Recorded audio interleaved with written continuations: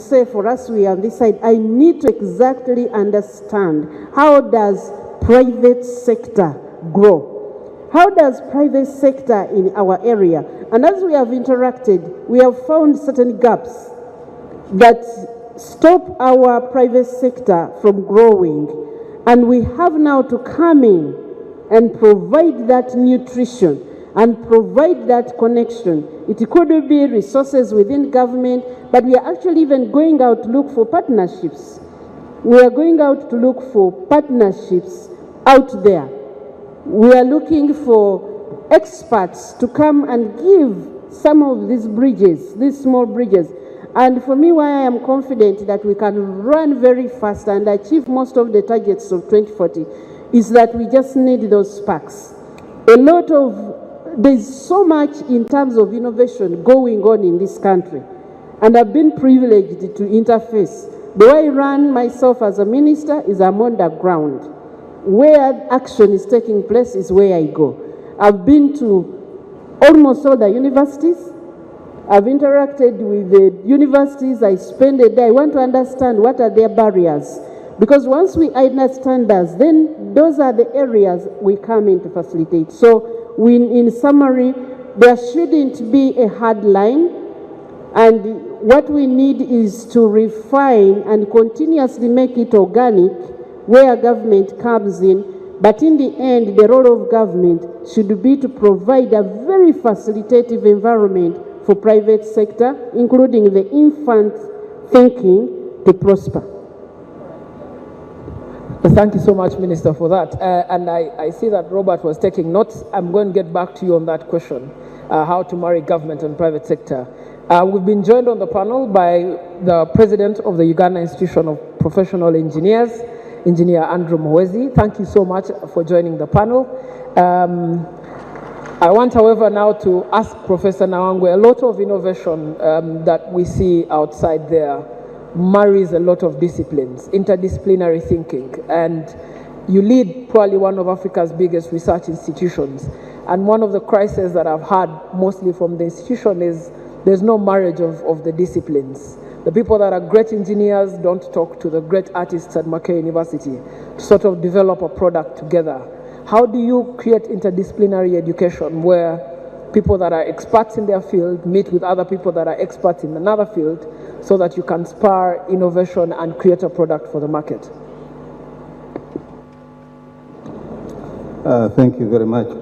May I first begin by congratulating the Minister and the Ministry on the launch of the first satellite for Uganda. And I want also to begin by making a comment on what Robert talked about, mindset change.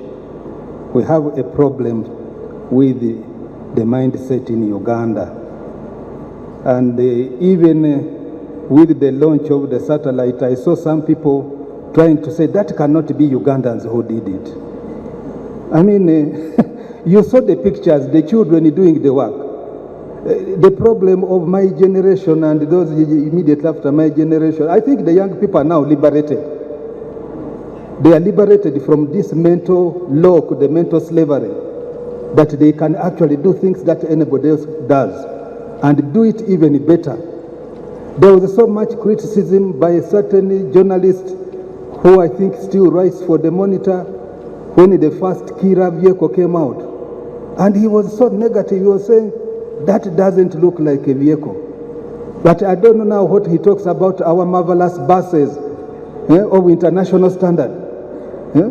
So we needed to, at Makerere, we actually introduced GECOS on mindset. Because we must unlock the mindset lock of some of these people. But I think we must congratulate the ministry. And it is good that at long last, we have events like this where we are talking about innovation, what can we do. That means things are changing, that we are on the move. Yes. Now, interdisciplinarity is the way to go now. There is no innovation now that can be successful if you just depend on one discipline. Because if you are coming up with any innovation, whether it is in medicine or engineering, it is going to be used by very many different people. You need to bring in specialists in sociology, you need sociologists, you need economists, you need lawyers, you need all kinds of professions to contribute to ensuring that your innovation actually succeeds. I'll just give you an example of a project which looks like it is simple.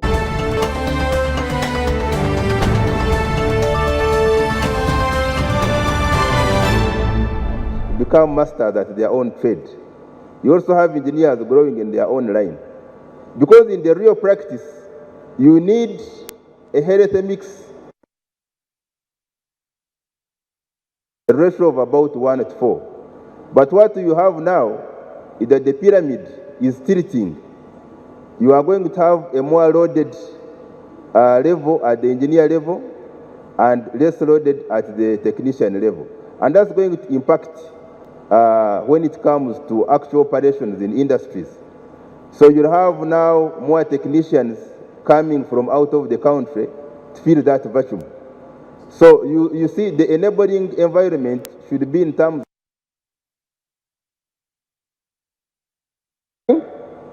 or we can reinforce the training level in the existing universities, but now have more technical colleges emerging so that we are having a healthy mix of graduates from both levels.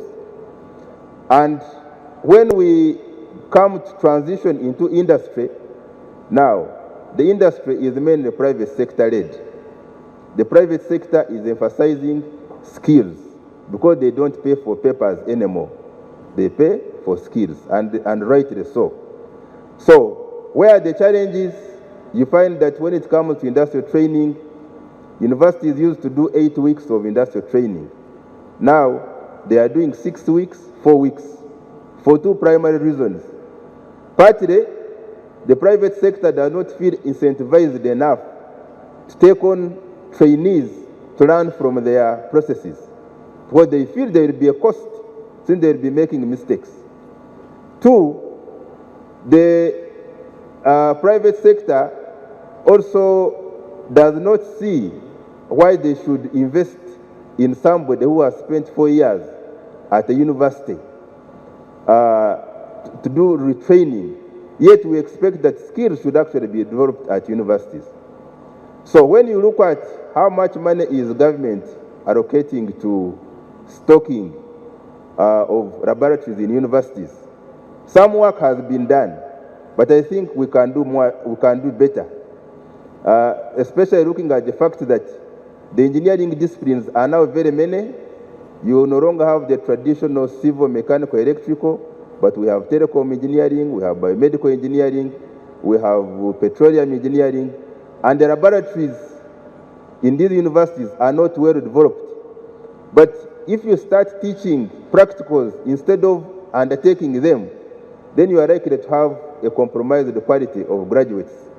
So the direction should be in terms of facilitating training for skills development.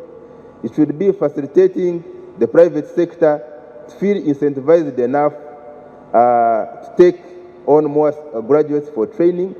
And this can be reflected, for instance, in terms of tax holidays. If you take on more trainees, then there can be incentives in how much tax you pay.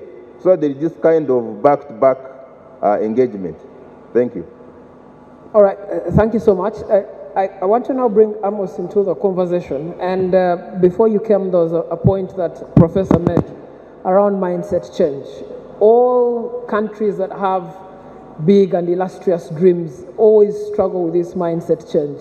You look at China with the Belt Road Initiative, and Uganda now with our Vision 2040. We struggle with that mindset change. There are people who are talking down the country at every turn that they can get. And that affects the ability of these innovators here to innovate better or even to go into the market. And I know that you face this even as a businessman. You have Ugandans who fly, spend dollars in Dubai, when you have Elephant Plains Lodge here with the best facilities available. How do you solve this mindset change problem to get people to believe that this vision can work and it will work for you. Thank you for inviting me. I'm sorry for coming in late. There was a bit of miscommunication. But thank you for inviting me to be here. I think not quite a lot of people here apart from him. Yeah, but I will know you, sir. Andrew, yeah, nice meeting you. The reality is that a lot of what is happening in Uganda is a cause of mindsets. We don't have self-belief as Ugandans that we can be great. And because we don't have self-belief that we can be great, we do very little. And we don't even celebrate our own efforts. We don't push. I've just spent a whole of last week in Morocco. It was a meeting which brought all the big chains of hotels, Marriott's of this world, Hilton's, and they were discussing their future. There was a Minister of Tourism, Minister of Transport, all these guys coming from all over the world in Morocco. And I was in the 5th city of Morocco, which is Agadir. And when you look at that city, first of all, when you're flying into it, you're thinking, God, this is just a semi-arid environment that have crafted because of the way they think. But also the confidence of the citizens was shocking. When they took us for a tour, because this meeting had funders, guys like Casada funds, and there were multi-billionaires in the meetings. And they took us to a place and said, this area we're going to build a resort. This whole place was planned since 1975. And this area is going to have resorts, and the least investment we're going to have in this place is about 1.5 billion. Now, one thing that I realized was that those guys don't even give investors free land, free stuff, but the confidence with which the Moroccans explain the opportunity, and they're just telling you are lucky to be here, you know. And for us in Ghana, we don't even understand that we're so blessed as a country that if we changed our mindsets, we would be wealthy. But of course, the other thing that we also need to, and I think you're my friend on Twitter. Recently I was saying, one of the reasons why our economy will always struggle, will never go far, is because one of the mistakes we made is we gave out all our essential sectors. We gave out banking, we gave out telecom, we gave out insurance, we gave out power. I think the only essential that we have as a country is water. Now, what that simply means that even during the bad times when I am not working, because right now tourism is not working, it's not working not because it can't work. It is not working because the way we announce outbreak of disease, the way we tell the world about our troubles, we are looking for sympathy. So we end up getting very little aid. We end up being looked at as fools. I was in a plane from Morocco, from Dubai to Morocco, and this guy said, okay, first of all, the majority of the people I spoke to didn't know about Uganda, so Uganda didn't exist. Now, those that did were saying, but why is it that your country is a country that's always attacked by disease, by, you know? I told him it's not as bad as expressed. Not everybody is dying, you know? Yes, guys are dying, which happens everywhere. Americans have 21 million people that are gunned down every year. But they don't, on CNN, they're not there announcing and telling us, today 20 have been gunned down. We also need to appreciate our own situation. And because of just not even understanding, we have gone so low. You look at, I was looking at the savings, they say 93% of Uganda's population does not have 1 million shillings as saving on their accounts. 75% of the population, Uganda's population, working population, earns about 150,000 shillings. What this simply means is that the purchasing power is too low to actually support industrialization. It's too low to create the necessary demand. But at the same time, we could also look at the model of Mauritius. Mauritius was a sugarcane country until 2005. Mauritius is like it's like Ankole, that's what it is. It's about, 1,300 square kilometers. It's a very small place. But what Mauritius did when they discovered that sugarcane planting does not work, they transformed jaggeries, for example, into tourism attractions. So they take you to a jaggery, you pay $100 to simply see the process of picking sugar, putting it, churning it until it comes out as rum. Then you buy rum, another $200. But every tourist that arrives in Mauritius supports manufacturing, supports innovation, because even the tour guides will tell you, we manufacture some of the best linen. They have now gone to over $5 billion of earning because the tourists come in and they are told, Night Hill is here, and we manufacture very good stuff. And you can also see even flights. Emirates struggles to have 7 flights here a week. But Emirates has 7 flights a day to Dubai, to Mauritius, a day. And twice in a day you have Airbus 380 bringing tourists and bringing spenders into the economy. Now, as a country, there is no country that has been gifted per square kilometer compared to this country, whether it's water bodies, weather. I think you must have seen me write about how we're landing in Dubai.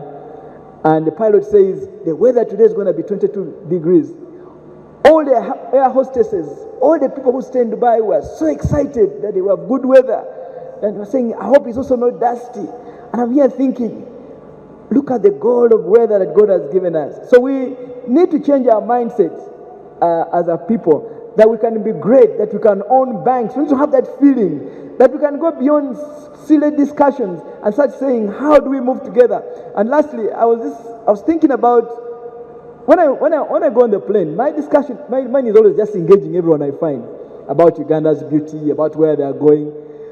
You find Kenyans, Nigerians, Senegalese on planes are telling you, I am based in Dubai, I go to Morocco, I bring vegetables to Dubai, I distribute them around Europe, and I'm doing technology in Algeria. And I'm thinking, you don't find Ugandans doing the same. We need to tell Ugandans, you have good brains. God has blessed us. We're great people. You know what I'm talking about? Even me now, I'm thinking, why am I going to be tying myself? You know, I have to go and look for money and also come and, improve my country. Thank you so much, Amos. Amos is such a mindset shifter. When he starts speaking, you believe in the future. Robert, I want to come to you before I ask my people here to give us their questions. And my question to you is really, under Vision 2040, we've moved now, I think, 12 years. There was a deliberate attempt to decentralize government and create new cities. Those new cities were supposed to be, partly supported by the private sector, partly supported by government. Many of them are crumbling under the weight of lack of that support. And I'm the Ugandan that travels a lot. I've just come from one of those cities.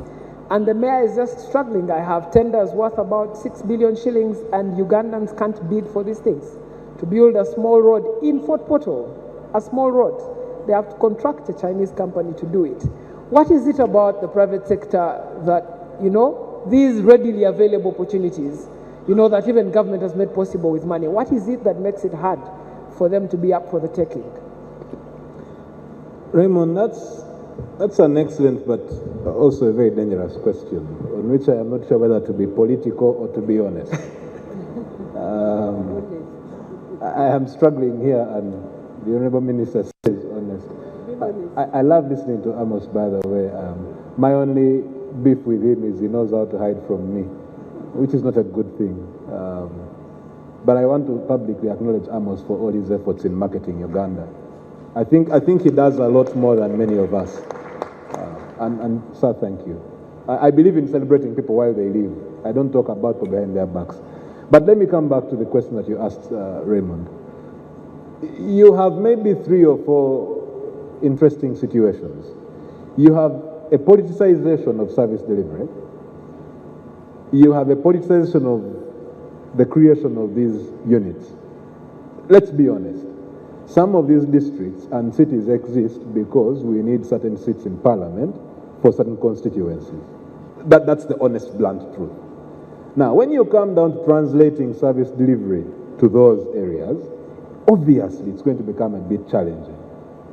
I have argued one of the most unpopular views in this country is the question around the size of parliament. And I know I am stepping into murky waters here.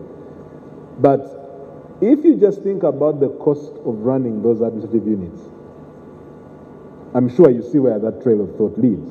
We now come to the question that you ask, okay, the mayor of Fort Portal says I have 6 billion worth of tenders. Why aren't Ugandans bidding? Because we convinced everyone that business and money are only in Kampala. That's what happened. Every time I hit the Gulu Highway, after Mijera, I keep asking, where are Uganda's 40 million people?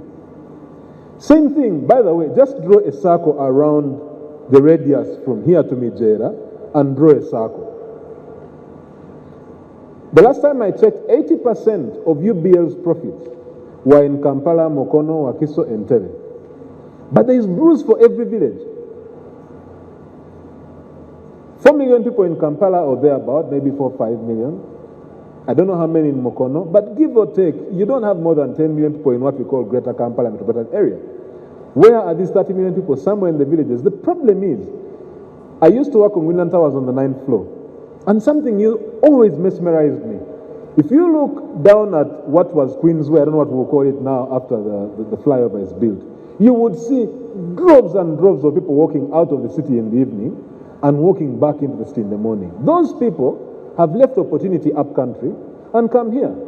Nobody in government is discussing the necessity of reverse migration, what I call reverse migration. We must convince people that someone who has sat under the tent where Professor Nawangwe has awarded a degree can actually go to Fort Portal and prosper. Here is the thing. Talk to the Indian families in Uganda today. I met an Indian gentleman on an island somewhere, and I asked him, oh, where do you come from? He said, Kabale.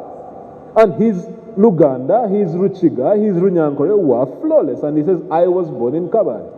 The Indians understood this. They knew that if you wanted to prosper, you went where the masses were. I consider Uganda's wealthiest families to be the Madvani and the Mukwano families. What do they sell? The stuff that the poor buy. Now, nobody is going to go and invest in those rural areas or render services there if they don't see value there. What we did by politicizing service delivery and bringing it to the center is we told people, again, mindset change, that money is only in Kampala, which is false.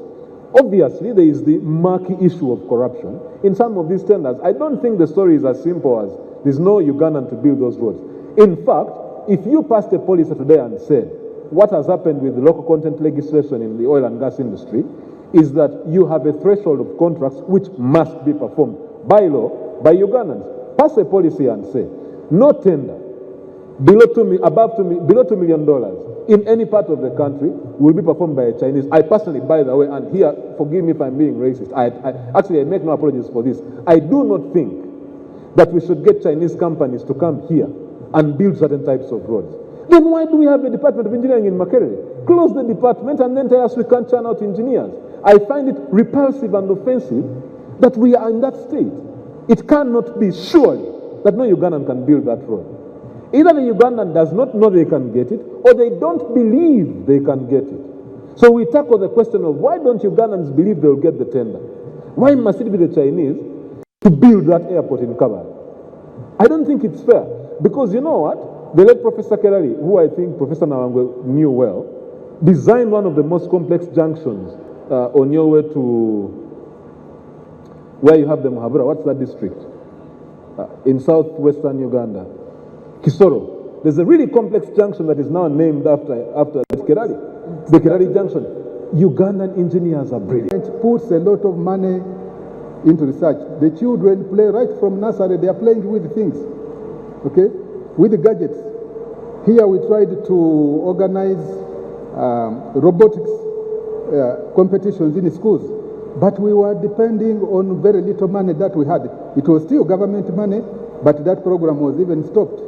And so that program, which was helping the children to become innovative even from an early age stage, but that was with the secondary school children.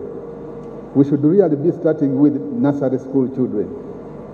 So the reason he says America still remains the most innovative, the government puts a lot of money, the children play with, people apply for money, and if in the United States you try and fail, they say, no problem, at least you tried.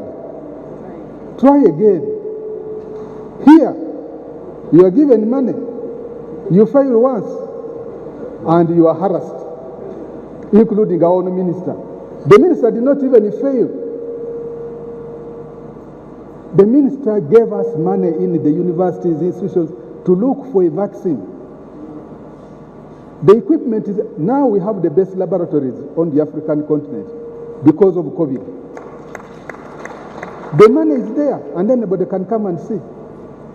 We have one of only 4 electronic microscopes on the African continent because of COVID and because of what Preside did for us.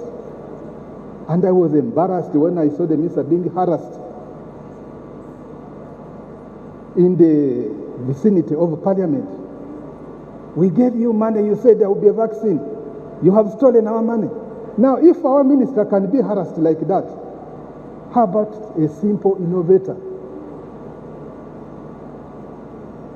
You will discourage everybody from becoming innovative and helping this country moving forward. Let us reduce politicking as far as innovations are concerned. Thank you. Thank you so much, Prof. Engineer, if you could make your concluding remarks. Thank you very much.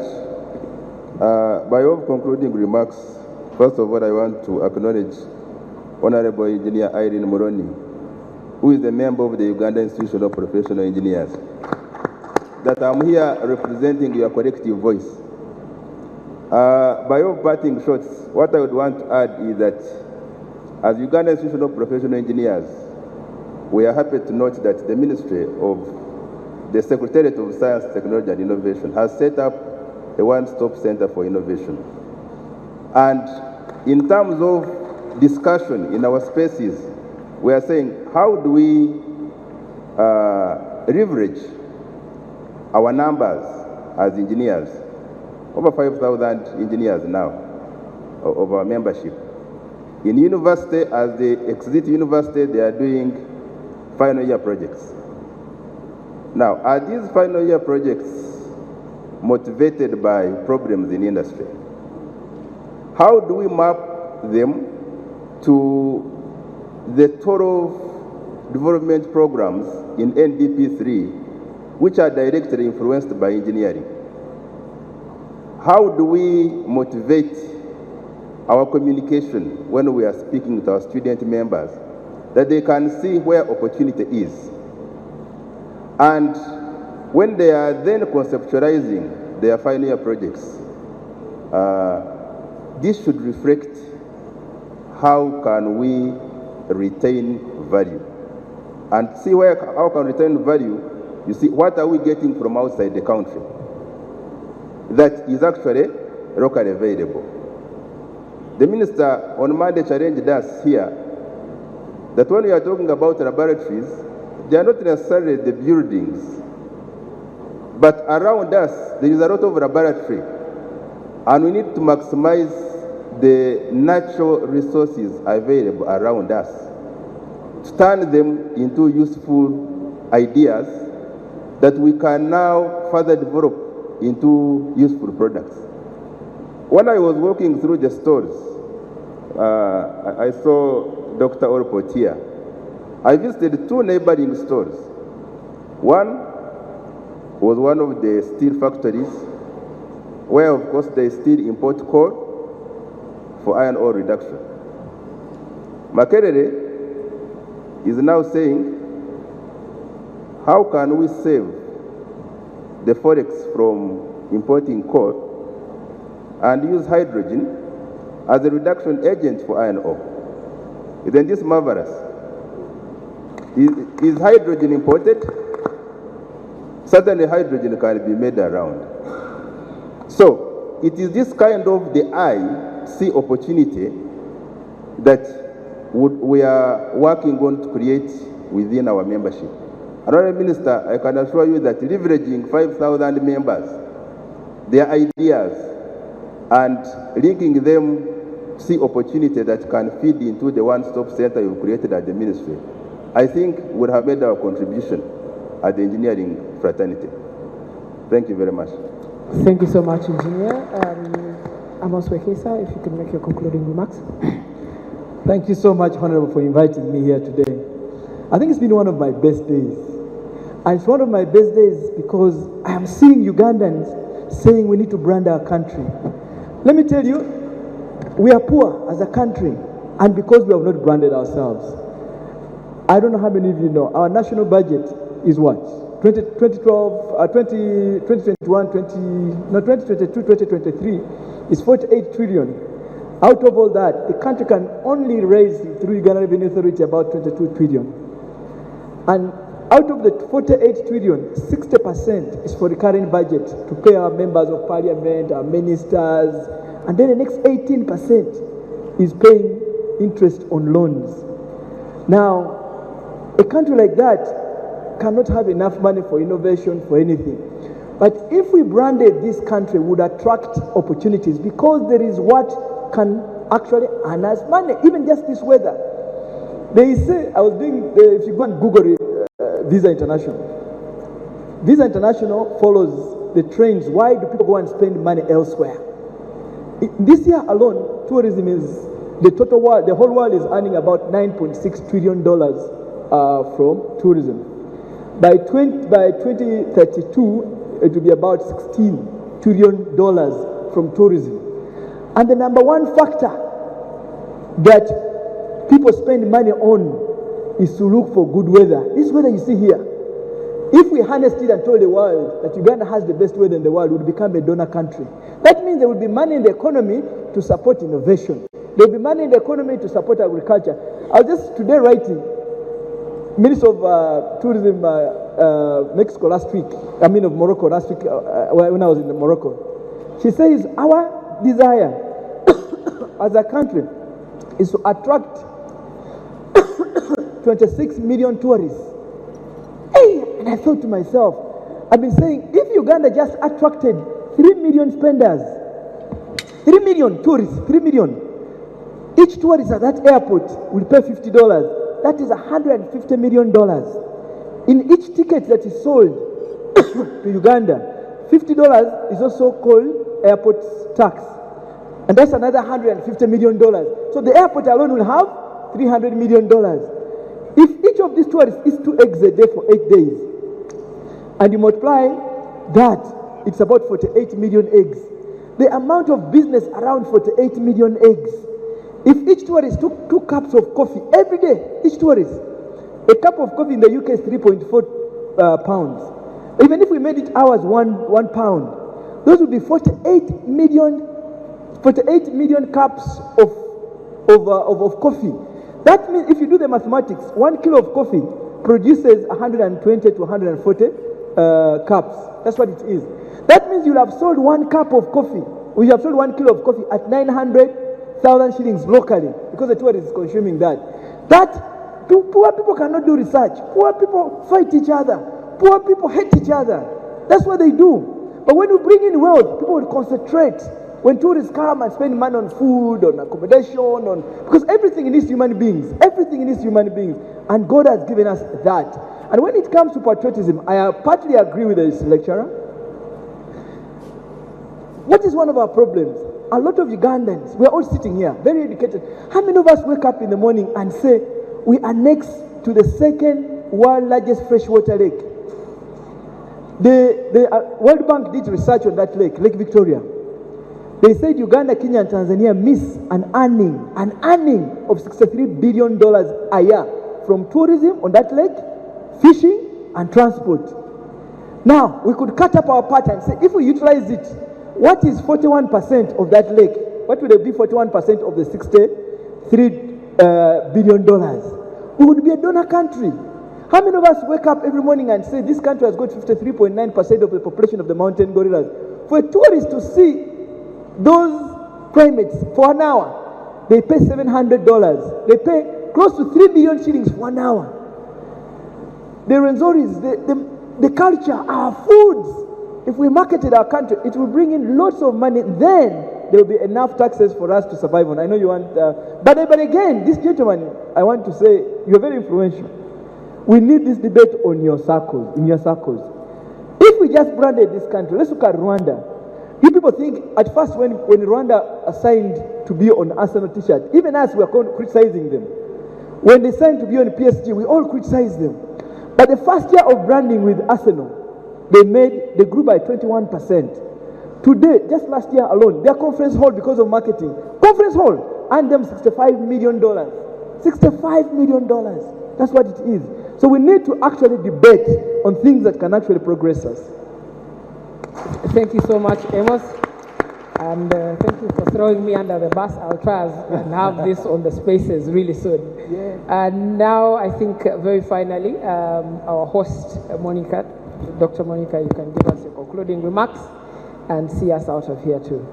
Thank you very much, Raymond. I don't even need to make concluding remarks because I invited everybody here to come and give me ideas. And I want to begin first by appreciating the presence of the Science, Technology and Innovation Committee. Thank you so much. Your statement, your presence here makes a very strong statement.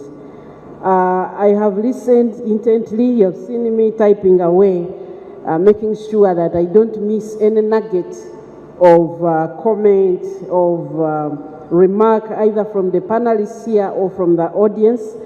There may not be enough time to respond to all of them, but I think the key things are we have science, that's the knowledge that we use.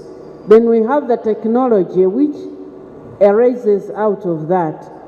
But then the last component of innovation is the game changer. Because with innovation, we can address everything.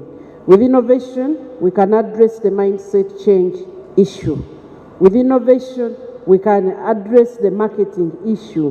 With innovation, we can change the teaching in the universities. With innovation, we can basically customize everything to what we need, which is best. And without going in order of any particular issues that were raised, I'll just hint on a few. One, we needed to realize that not just as Ugandans, but as Africans, that our future is in our hands. And the future is not just for me, but for all of us who are here now, for our children and their children's children. So as I make a decision today to utter something, for example on social media, or in a newspaper, or in a television, can I think through the long-term impact of what I am saying? Because sometimes we are so much in the now that I'm just thinking about me and what I can earn or what I can prevent others from earning, or for some other reason why you are uttering that. But have you thought about the impact? Have you thought about the impact it will have on your next generation? And I keep reminding us that if we mismanage the now, then our great-grandchildren will be the ones standing in corners of foreign countries holding placards, Black Lives Matter. Yet they had a pearl of Africa here, the pearl, the most beautiful nation on planet Earth. We had it here. So if each one of us can take the responsibility, innovation is for everybody. While science may be for subject specialists, technology may be for, again, subject specialists and users and those, but innovation is for all of us. We can definitely each come up with a solution to some of the things that face us. The second issue is many times I hear a lot of questions. How can we? How can we? How can we? And that question begs an answer. And I want to say and repeat here a statement I have made quite often in the past 1 month. Africa must stop delegating thinking. Ugandans must stop delegating thinking. The answer to most of how can we is with us. As long as we are waiting for other people to think for us, then they come and implement those things on us, because that is what has happened most of the time. If you don't think, then they implement things on you, and you get an illusion as if you are engaged. You get an illusion as if you are very busy working, but the entire thing is, in the end, who actually is benefiting. When we start thinking, we will be able to analyze every action that is taking place, and we will reach to a point of value which benefits our country. So let's not just, pick up things from the world, whatever trend is happening, and we don't have a thinking space. Now, one of the things we have done to activate that innovation component as science and technology and innovation is we have created thinking spaces. Thinking spaces online, in online meetings, where everybody can participate. At the moment, we have 8 think tanks, and we are establishing more. For us to think and solve all these problems, we can, because when you ask Msenero, I don't have the answers. You do have the answers. You just have to think. We just have to think and come up with the solutions. It is us Ugandans. This is the nation where we can all come up with solutions. And I want to say that government has provided space. At Science Technology, we don't care which political party you are, as long as you have an innovation. We don't care which tribe you are, as long as you have an innovation. But you must follow the ethics. We don't have a lot of tolerance for poor ethics, because we will not run this nation with poor ethics. Countries like Japan were once known to be countries which make fake things, but they have totally rebranded themselves by making sure the quality is well supervised. And when you move around in this exhibition, we have UNBS in that service tent across there, and we have been in daily discussion. How can you up the game so that whatever is made in this country begins to be branded? We have National Council of Science and Technology to make sure the scientists have ethics. We have moved them from wherever they had meandered and put them to focus that nobody will question the quality of our innovations, and want them to make sure that everything that we are doing is well supervised. For me, the issue of branding, each one of us must choose every day to wake up. As a person, I make my contribution every day.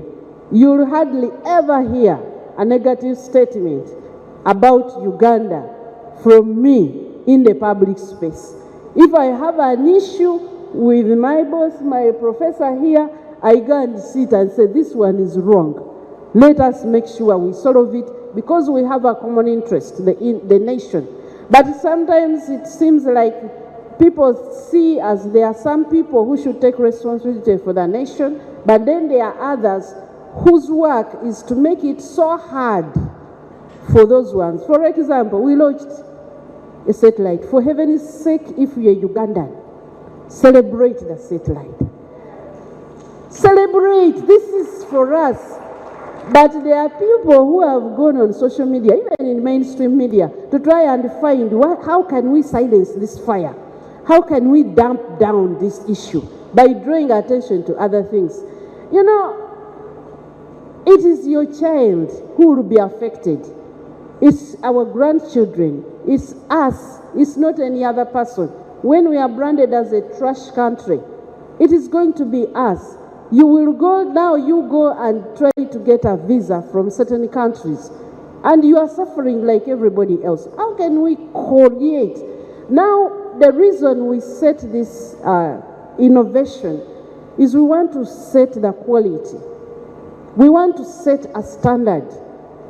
We want to set, and we invited all government agencies to come and bring their science here, so that we can now be looked upon as a country that has bent the Fast 5 World Series.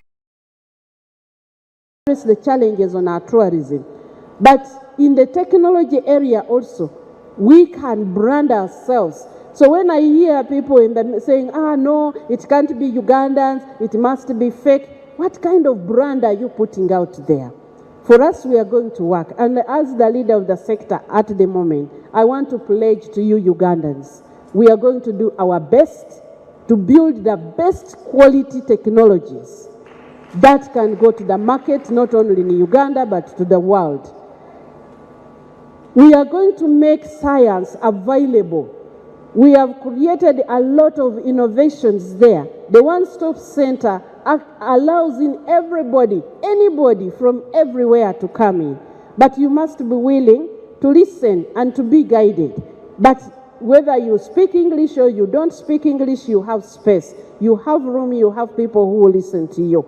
And we want to show private sector, because we have seen a number of private sector people coming out of innovation. They are struggling to set a standard. STI Secretariat will be your standard.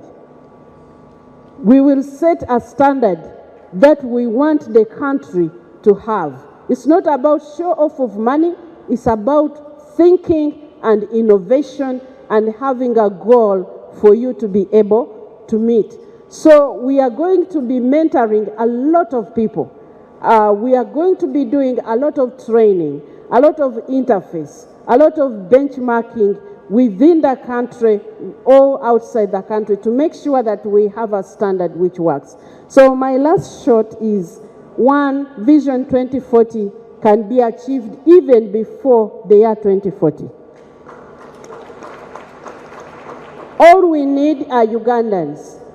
Number two, there is a lot of background work which has been done, which you may not know. And that background work gives you the hope and the foundation upon which to stand. We have so many trainings now in science. Somebody talked about accrediting these people. When you go in the service tent across, there is DIT.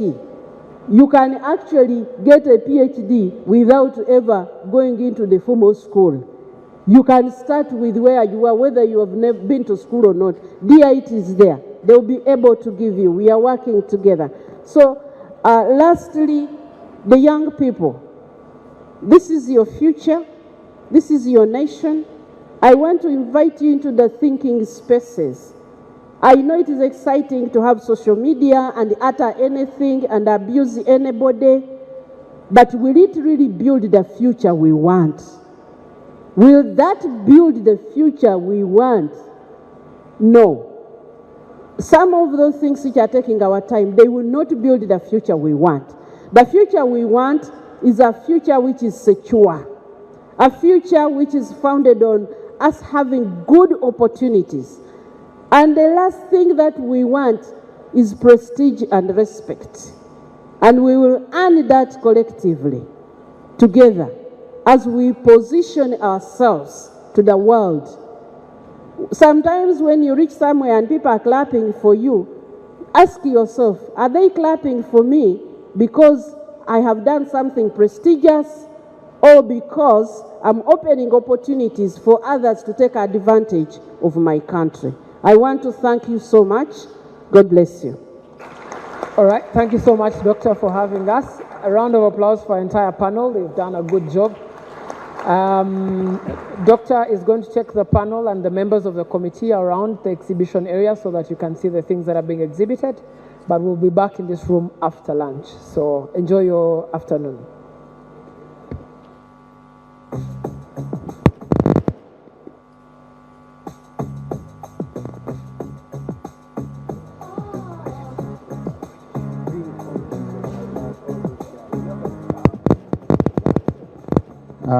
Doctor, before you go, you're going to go with the members of parliament on the tour and the panelists before they leave. The chair of the STI committee has requested that she makes a few remarks on the topic in just 5 minutes, then you all go together. So please, I request you 5 minutes, take your seats. We give an opportunity to the chair of the STI committee.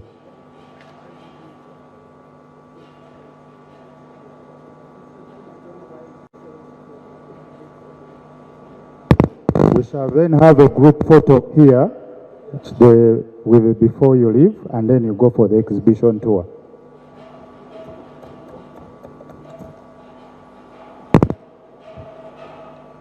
Thank you so much, staff, Parliament, Honorable Minister Monica, Professor Nawengwe, and all the gallant Ugandans on the panel, the members of Science, Technology and Innovation, and I would like you to introduce yourself because you are a very important part of this Science Week, one by one quickly, and then UBC, inspiring Uganda.